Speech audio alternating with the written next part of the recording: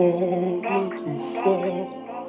I said, don't go looking for. As a little kid, I used to want all that designer. Now I walk inside the store and I buy anything I want. And ring up that and that and this, and I'ma give it. Thank you for tuning in to Blooming with Iyanna. I appreciate everyone who reached out to me and shared their relatable experiences.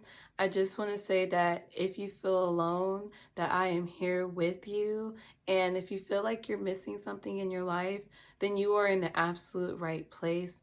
Today, we're going to talk about the root chakras and what may be holding you back and some of the life challenges that you can try to overcome from within. So I'm at home and I finally have time to pick out all of the marshmallows from the cereal.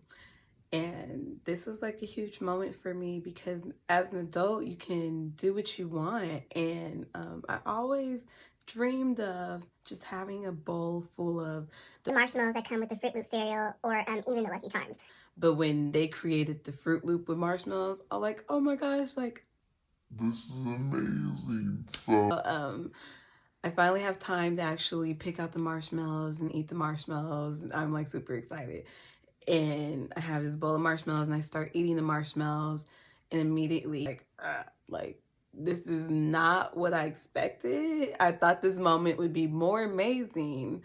And I realized that the cereal helped balance out the marshmallows. And the people who created the cereals were really, really smart because they knew that the marshmallows aren't just really good by itself.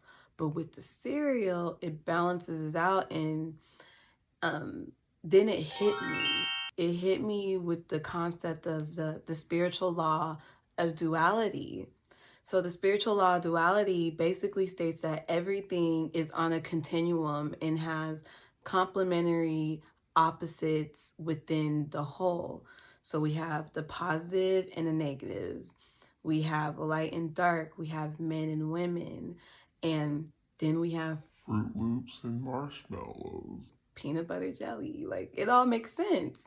So duality is needed in order to balance each other out. And without the positive or negative experiences in life, we would not have the ability to grow from our experiences. Again, the key to healing anything about yourself is being aware of the prominent issue.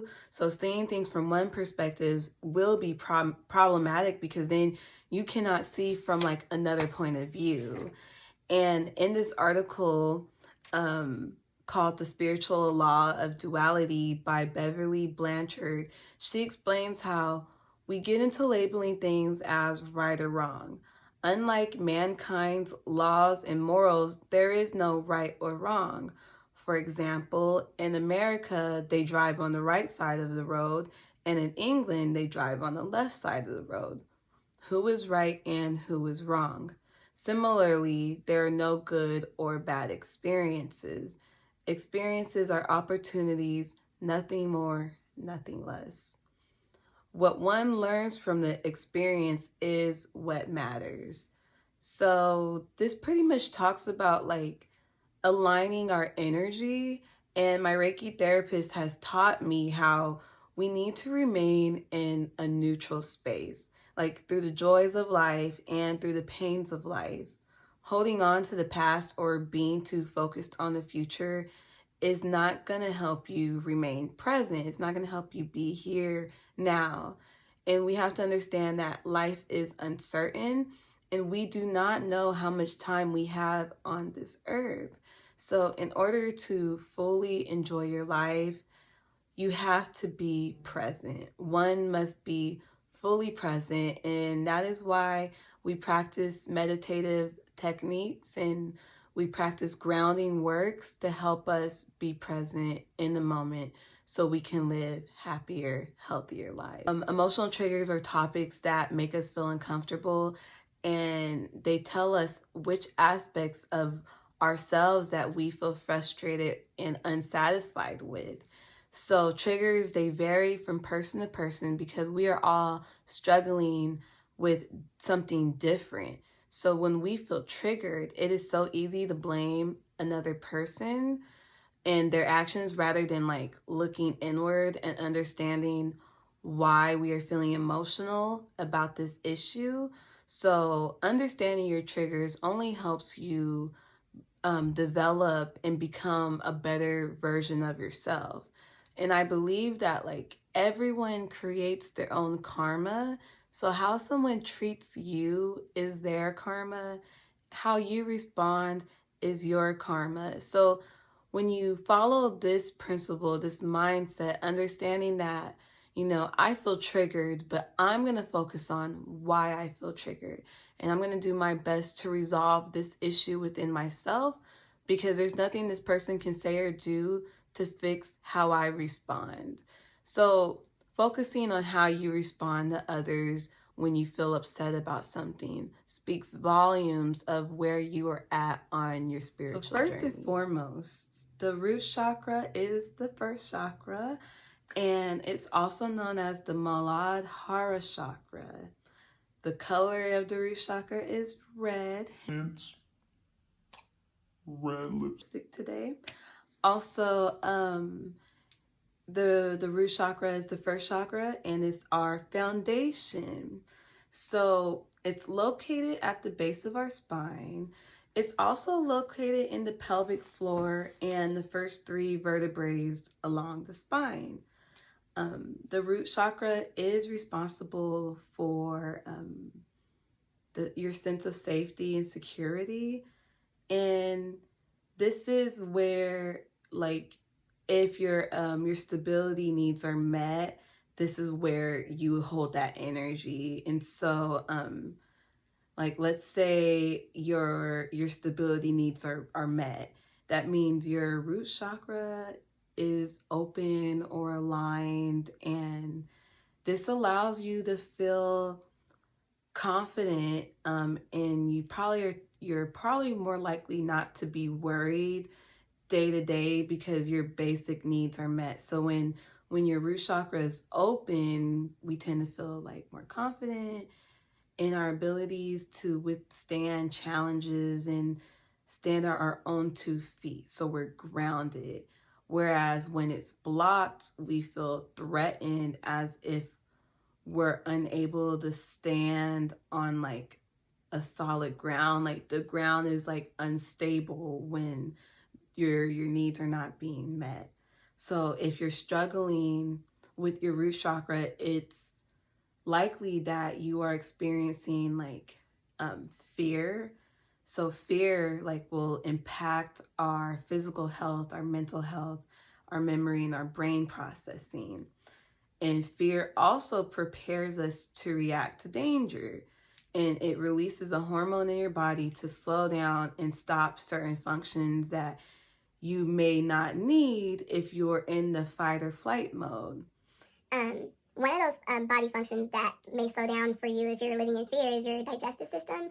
So, like, if you're ready to fight or flight, you're not gonna need hunger to get away, because like you're just immediately like your body's like, oh, and you're gone, or you're frozen, and you're like, oh, like, you know. So it will stop you from needing hunger, because like in that kind of moment, if you're like running for your life or you're scared for your life, you're not gonna be hungry. So when fear is awoken in your body is naturally like preparing itself for survival.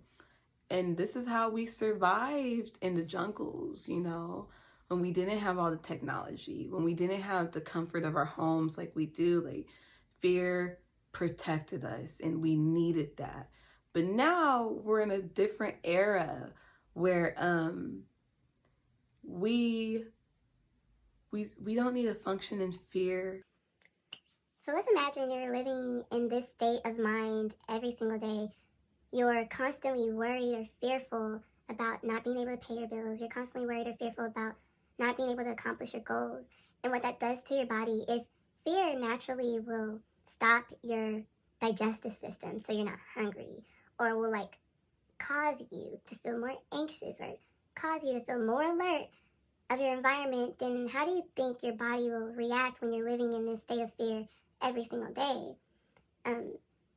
The way to alter this, the way to change this perception is to first, one, bring awareness that you are living in fear.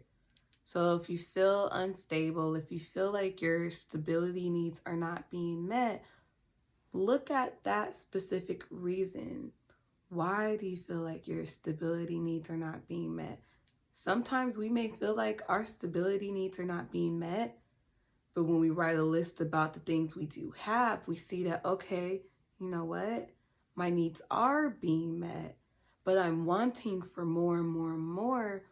And this is a trick of the brain.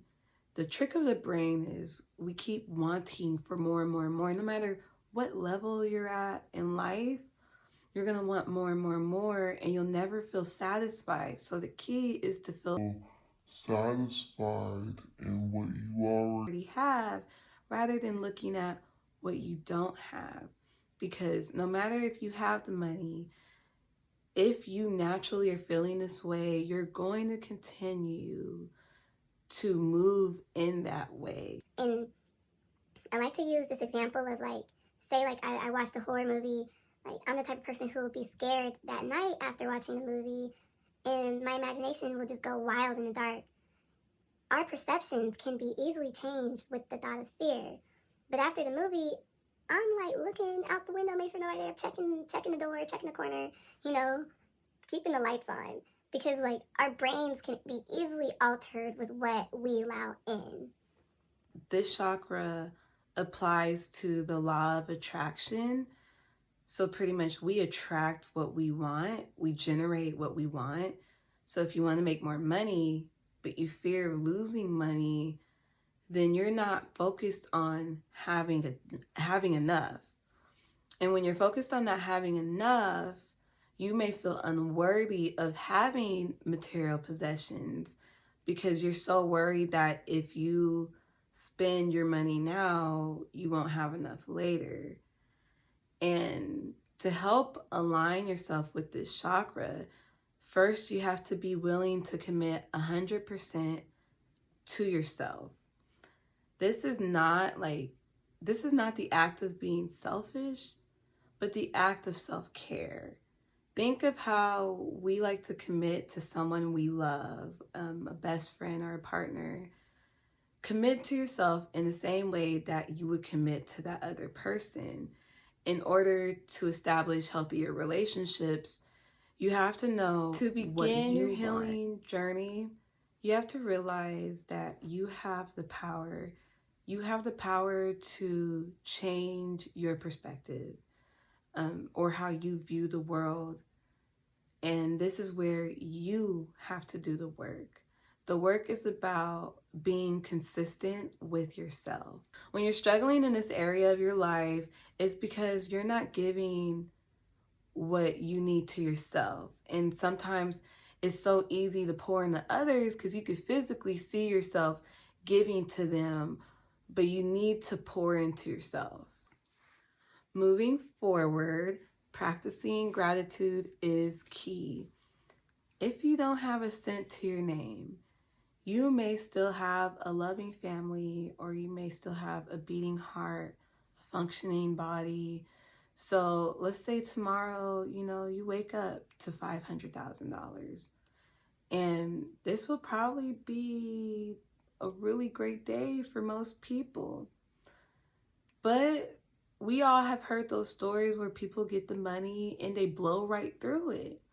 So you can have all the money in the world and still not be happy because you weren't practicing gratitude. And practicing gratitude, it helps with your mindset. It helps with counting what you do have, because no matter where you're at, you're going to want more and more and more. And you ask people who are middle class, you ask people who are like upper class, and they feel like, oh, if I just made $100,000 more, if I just made $50,000 more, I'll be okay. And the truth of the matter is that is not the case for many people. You get to that position in your life and you think that that's all you needed, but you're always going to need more. This is where boundaries kick in. Not with other people necessarily, but having boundaries with yourself is more important, because if you feel unaccomplished with anything that's going on in your life, I would say the best thing for you to do is to buy a journal and write everything down that you need to accomplish, work on, goals. Write it down so you can focus on being in the present and you're not focusing on like all the million things that you have to do. I want to start off by sharing my mother's story. She was a single mother of 2. She had me when she was 15. She had my brother when she was 17.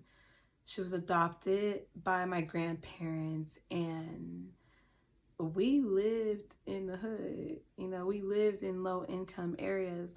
And one thing I want to say is that we didn't have all the money in the world, but not at any moment, you know, poor or not, I never felt unloved or unwanted.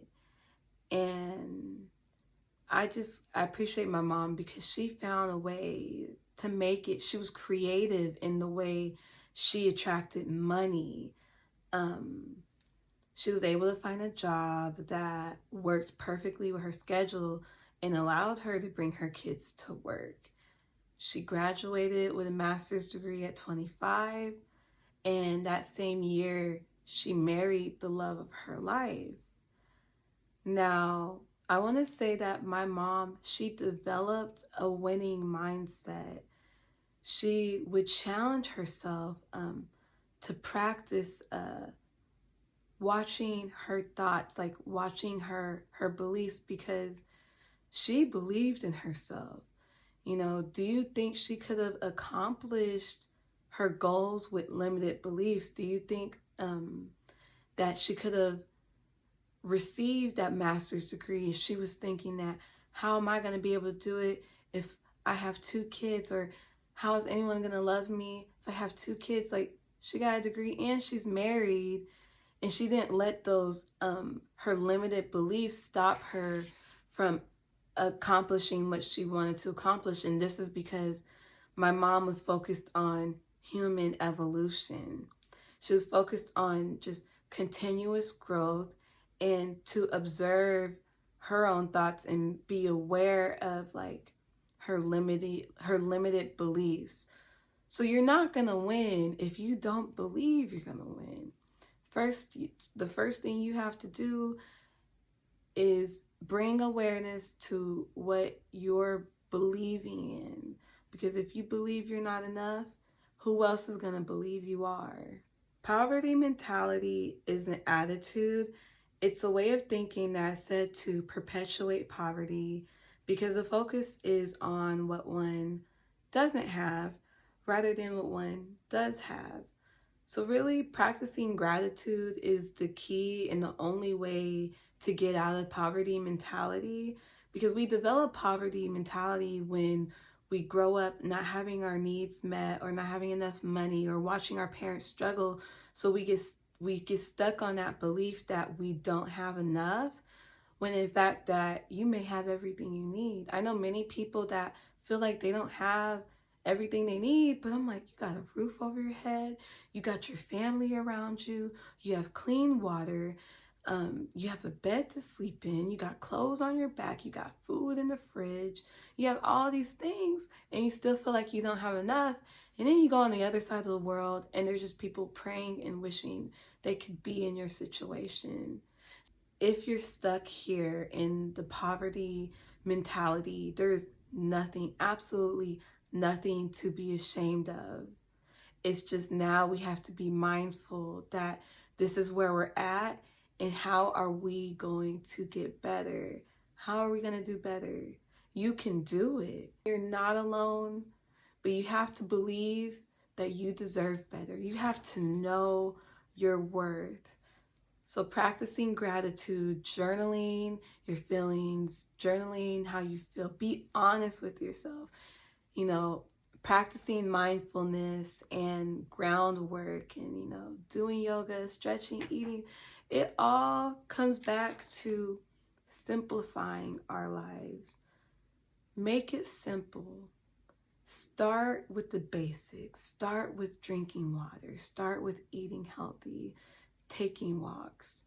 I'm really happy to share all the things that I know about Reiki and our chakras to help us come back to where we belong, come back to our core, becoming the better version of ourselves. The world is in a fragile place right now.